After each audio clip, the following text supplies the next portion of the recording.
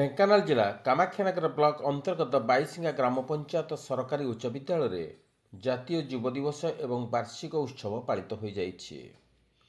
ଏହି ଉପଲକ୍ଷେ ଆୟୋଜିତ ସଭାରେ ମୁଖ୍ୟ ଅତିଥି ଭାବେ ବିଦ୍ୟାଳୟକୁ ପୋଷ୍ୟ କରିଥିବା ଅବସରପ୍ରାପ୍ତ ଭାରତୀୟ ପ୍ରଶାସନିକ ସେବା ଅଧିକାରୀ ତଥା ପୂର୍ବତନ ଶ୍ରୀମନ୍ଦିର ମୁଖ୍ୟ ପ୍ରଶାସକ ଶ୍ରୀ ରଞ୍ଜନ କୁମାର ଦାସ ଯୋଗ ଦେଇଥିଲେ।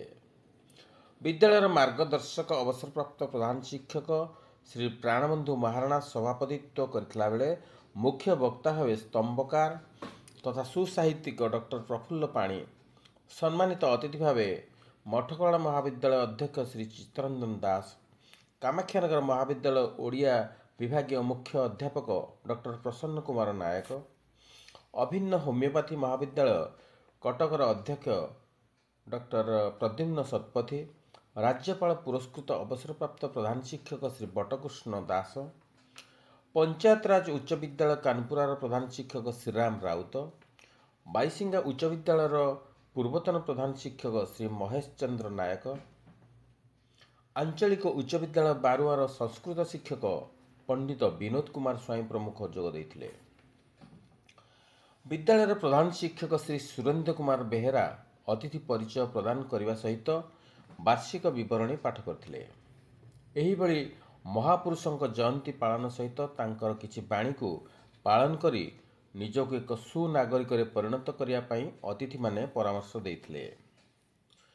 ଏହି ଅବସରରେ ଯୁବ ପ୍ରତିଭା ସୁନୀଲ କୁମାର ନାୟକଙ୍କୁ ବିଦ୍ୟାଳୟ ତରଫରୁ ମାନପତ୍ର ଓ ଉପଢୌକନ ଦେଇ ସମ୍ବର୍ଦ୍ଧିତ କରାଯାଇଥିଲା। ବିଦ୍ୟାଳୟରେ ବିଭିନ୍ନ ସ୍ତରରେ କୃତିତ୍ୱ ହାସଲ କରିଥିବା ଛାତ୍ରଛାତ୍ରୀମାନଙ୍କୁ ପୁରସ୍କାର ଓ ପ୍ରମାଣପତ୍ର ପ୍ରଦାନ କରାଯାଇଥିଲା। ବରିଷ୍ଠ ବିଭାଗରେ ଶ୍ରେଷ୍ଠ ବିଦ୍ୟାର୍ଥୀ ଭାବେ ପ୍ରୀତି ପ୍ରକୃତି ଦାସ, କନିଷ୍ଠ ବିଭାଗରେ ଶ୍ରେଷ୍ଠ ବିଦ୍ୟାର୍ଥୀ ଅନିମେଷ ସାହୁ ଚଳିତ ବର୍ଷ ପାଇଁ ଏବଂ ଶ୍ରାବଣୀ ସାହୁ ବିଗତ ବର୍ଷ ପାଇଁ ଶ୍ରେଷ୍ଠ ବିଦ୍ୟାର୍ଥୀ ଭାବେ ପୁରସ୍କୃତ ହୋଇଥିଲେ। ଦଳଗତ ପ୍ରଦର୍ଶନ ପାଇଁ ବ୍ରାହ୍ମଣୀ ହାଉସ ଶ୍ରେଷ୍ଠ ବିବେଚିତ ହୋଇ ପୁରସ୍କୃତ ହୋଇଥିଲା। ଏହି ଅବସରରେ ବିଦ୍ୟାଳୟର ଛାତ୍ରଛାତ୍ରୀମାନେ ସାଂସ୍କୃତିକ କାର୍ଯ୍ୟକ୍ରମ ପରିବେଷଣ କରିଥିବା ବେଳେ ସଙ୍ଗୀତ ନିର୍ଦ୍ଦେଶକ ତଥା ଗାୟକ ସୋନୁ ଚନ୍ଦନ ଏବଂ ମନୋଜ ରାଉଳ ସୁନ୍ଦର ସଙ୍ଗୀତ ପରିବେଷଣ କରିଥିଲେ।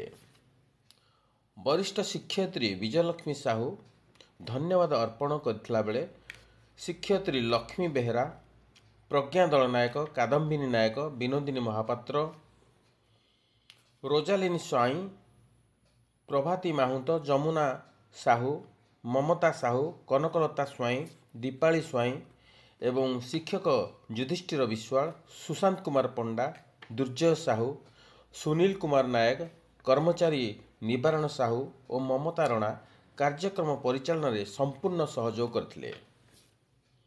କାମାକ୍ଷାନଗରରୁ ତରଣୀ ସେନ ବାରିକଙ୍କ ରିପୋର୍ଟ, ଅଷ୍ଟକିଳା ନ୍ୟୁଜ। ଶ୍ରୀରାମ ରାଉତ, ପ୍ରଧାନ ଶିକ୍ଷକ, ପଞ୍ଚାୟତରାଜ ଉଚ୍ଚ ବିଦ୍ୟାଳୟ କାନପୁରା। ଜାତୀୟ ଯୁବ ଦିବସରେ ଆପଣ କ'ଣ କହିବେ? ବିଦ୍ୟାଳୟର ବାର୍ଷିକ ଉତ୍ସବ ହେଉଛି ବର୍ଷ ଯାକର ଶ୍ରେଷ୍ଠ କାର୍ଯ୍ୟକ୍ରମ। ଆଜି ଯୁବ ଦିବସରେ ଗ୍ରାମ ପଞ୍ଚାୟତ ସରକାରୀ ଉଚ୍ଚ ବିଦ୍ୟାଳୟ ବାଇସିଙ୍ଗା ତାର ବାର୍ଷିକ ଉତ୍ସବ ପାଳନ କରିଛି। ମହା ଆଡ଼ମ୍ବର ସହକାରେ ପାଳନ କରିଛି, ଯଥୋଚିତ ଭାବରେ ପାଳନ କରିଛି। ପିଲାମାନଙ୍କର ଯେଉଁ ପ୍ରତିଭା ସବୁ ତାଙ୍କୁ ଏଠି ରେକଗ୍ନିସନ୍ ଦିଆଯାଇଛି।